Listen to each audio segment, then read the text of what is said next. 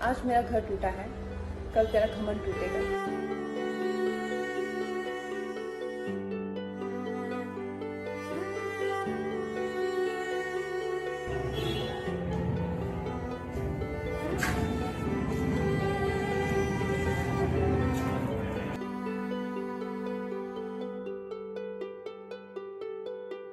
भाई जो लोग लाइफ में खुद अपने दम पर कुछ उखाड़ नहीं पाते वो उजाड़ने में लग जाते हैं। और ये हमारे देश ने आज मुंबई में पहली बार नहीं देखा है, ऐसा हमने उजाड़ने वालों को कश्मीर से लेकर केरल तक लगातार देखा है।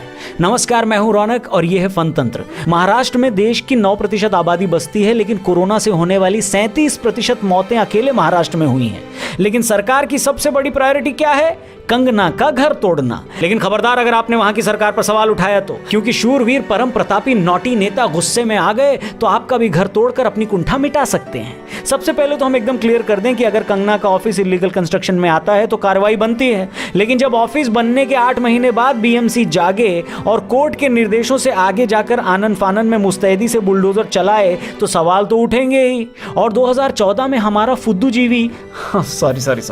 बुद्धूजीवी समाज जिस तानाशाही फासिज्म का हवाला दे देकर दिन रात पानी पी पी कर मोदी को गरियाए पड़ा था, फाइनली 2020 में उस फासिज्म के दर्शन हो ही गए। कंग्रेचुलेशंस। लेकिन हमारे फुद्दूजीवी I am sorry once again, हमारे बुद्धूजीवी अब एकदम चुप हैं। और सिर्फ बुद्धूजीवी ही चुप नहीं है, फ्रीडम ऑफ एक्सप्रेशन के चैंपियंस भी चुप हैं, फेमिनिज्म के नाम पर मलाई खाने वाले सेलिब्रिटीज भी चुप हैं, किलो के हिसाब से अवार्ड वापसी का खेल खेलने वाले भी चुप हैं, महिला सुरक्षा और सम्मान की बात करने वाले नेता भी चुप हैं। वो लोग जो खिचड़ी में कंकड़ निकल आने पर देश में इंटॉलरेंस बढ़ गई है भैया, इस बात को पूरे विदेश में प्रचारित कर देते हैं, वो वाले अभिनेता भी चुप हैं। यहां तक कि बॉलीवुड गैंग भी कंगना की फ्रीडम ऑफ एक्सप्रेशन का सिर्फ इसलिए साथ नहीं दे रहा क्योंकि वो इनकी तरह हिपोक्रेट नहीं है। ये सब चुप हैं क्योंकि ये सब अंदर ही अंदर जानते हैं कि असली फासिस्ट कौन है। इसी डर के आधार पर ये डिसाइड करते हैं कि किसके खिलाफ बोलने का और किसके खिलाफ चुप रहने का। लेकिन सवाल सिर्फ बीएमसी से ही नहीं, सरकार से भी है कि पिछले 8 महीनों में आपने ऐसे कितने इलीगल कंस्ट्रक्शंस तोड़े,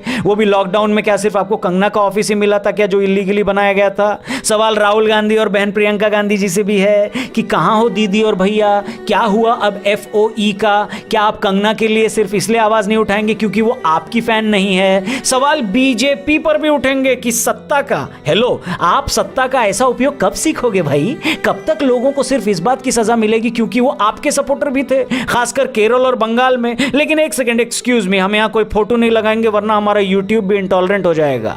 कांग्रेस की एक महिला प्रवक्ता जो कांग्रेस छोड़कर शिवसेना में गई ही इसलिए क्योंकि उनका मानना था कांग्रेस में महिलाओं की इज्जत नहीं होती, वो अब शिवसेना के नेताओं द्वारा एक महिला के खिलाफ अपशब्द जो कहे गए और बदले की कार्रवाई जो की गई उस पर धृतराष्ट्र के रोल में एकदम फिट लग रही हैं, क्योंकि वो जानती हैं कल ही किसी बड़े अखबार में किसी चैनल के प्राइम टाइम पर एंकर डर का माहौल है ये बोल के फिर से बीजेपी को फासिस्ट साबित करने लग जाएगा और अपने मुख्यमंत्री साहब फिर से किसी PR एजेंसी के इशारे पर प्लकार्ड लेकर खड़ी हो जाने वाली बॉलीवुडिया जमात से अपनी तारीफ में ट्वीट करवा के अपना ईगो बूस्ट कर लेंगे। लेकिन नौटी नेताजी याद रखिएगा, ये वही देश है जहां नारी के सम्मान के लिए ही रामायण हुई थी और जहां नारी के सम्मान के लिए ही महाभारत भी हुआ था।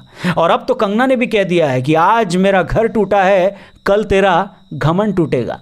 क्यों नौटी जी? वैसे ये वीडियो पसंद आई तो जरूर शेयर करिएगा। अपना ख्याल रखिए। जय हिंद।